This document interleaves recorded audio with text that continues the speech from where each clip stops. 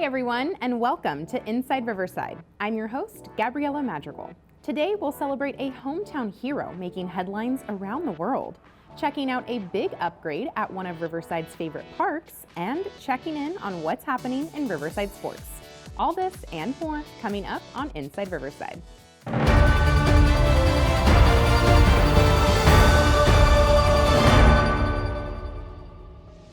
This week, we are proud to celebrate one of Riverside's own, Dr. David Liu, a Riverside native and graduate of Riverside Poly High School.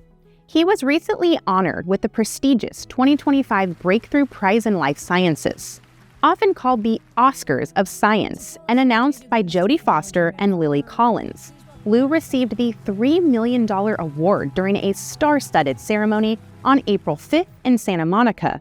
One young patient, Alyssa Tapley, even credited Liu's groundbreaking research with saving her life from terminal leukemia. And tonight, I get to join you all to celebrate the man whose work saved my life. So thank you, David. Growing up here in Riverside, Liu's love of science was sparked in his own backyard. If you told me when I was just a curious kid studying bugs in my backyard that our lab would develop ways to correct misspellings in our DNA to help patients with genetic diseases, I would have replied, "What's DNA?" Congratulations to David R. Liu, a true hometown hero making a global impact. Thank you.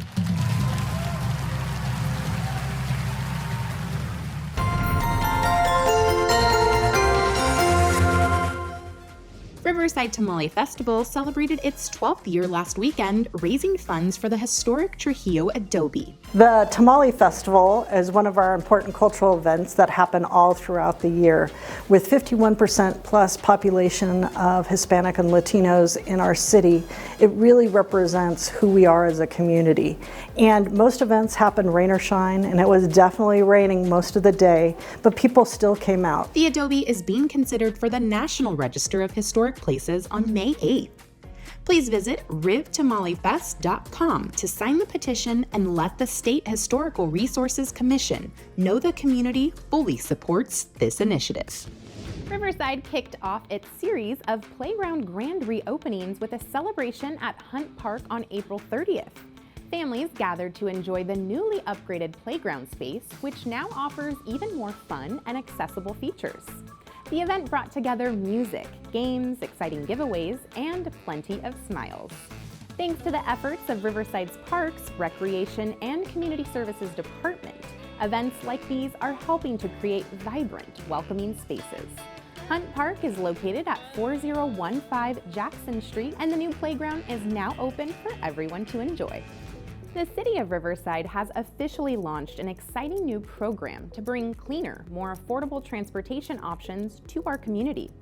On April 29th, city leaders, project partners, and local residents gathered at UC Riverside's Center for Environmental Research and Technology to celebrate the debut of the Riverside Clean Air Car Share program.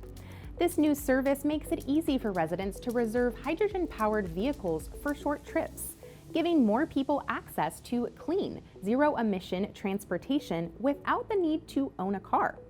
Focused on equity, the program is helping bridge the transportation gap in neighborhoods that have historically had fewer mobility options, making it easier for families to get where they need to go.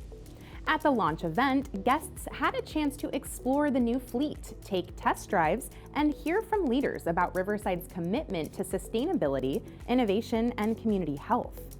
For more information on how to sign up or reserve a vehicle, visit mdocarshare.org/Riverside. Keep up with the latest on Riverside TV with the Watch Riverside website.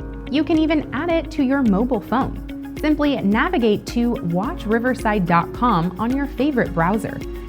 Tap the share button, then select Add to Home Screen. And there you have it. Now you have quick access to Riverside TV while on the go.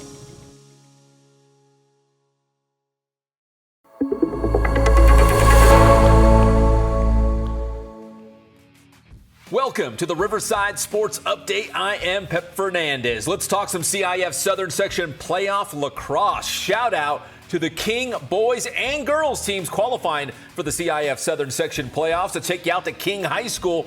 The boys had a first round bye, but the girls were in action taking on Culver City. First round in Division II. No score when Olivia Warden gets to cooking. Stand back and let her cook. Warden dials up the goal for the King Wolves. This would be a high-scoring affair, and King would get the job done in this one. Liliana Slagle nets one right there as King goes on to win 14-10 against Culver City in the first round in Division II.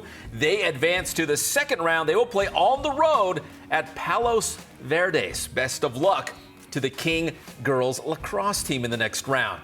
Now let's talk some women's flag football. La Sierra University, right here in the city of Riverside, is one of the few four-year university schools to offer flag football. And we've got one of our local stars already committed to the Eagles, and that would be Ayana Goodwin from Ramona High School, right there wearing number 18. She already had her signing ceremony at Ram High, and she will probably be the first of many local flag football stars going on to play at the college level for La Sierra University. Here's Eagles head coach Bree Talboom talking about the growth of the sport and the emergence of the flag football program. We are looking to hold a roster of 24, and we are well on our way. Like I said, there's so much talent right here in our backyard in the Inland Empire. We are just so pumped to have these athletes really consider La Sierra University. You know, La Sierra has been here since 1922. It has been in the heart of Riverside. We have over 80 undergraduate programs. There is something for everyone here. So we know how important it is to get that degree. We're looking for student athletes who are champions and have that championship mindset.